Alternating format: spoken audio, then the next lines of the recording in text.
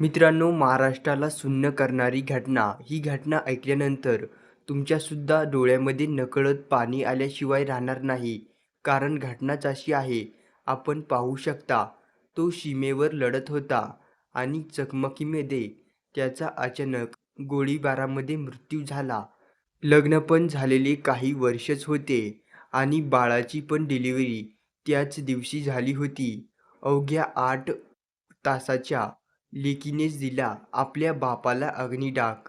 मित्रांनो, चॅनेलवर जर नवीन असाल तर चॅनेलला सबस्क्राईब करून घ्या. मित्रांनो, ही घटना आहे साताऱ्यामधली.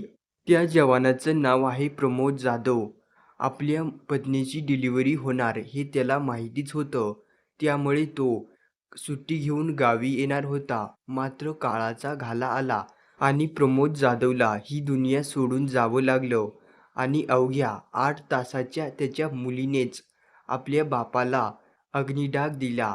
जेव्हा प्रमोद जाधवच्या पत्नीला समजलं आपला पती या जगामध्ये राहिला नाही, तेव्हा त्याची पत्नी चक्क ॲम्ब्युलन्समधून आपल्या पतीला शेवटची भेट घेण्यासाठी आली.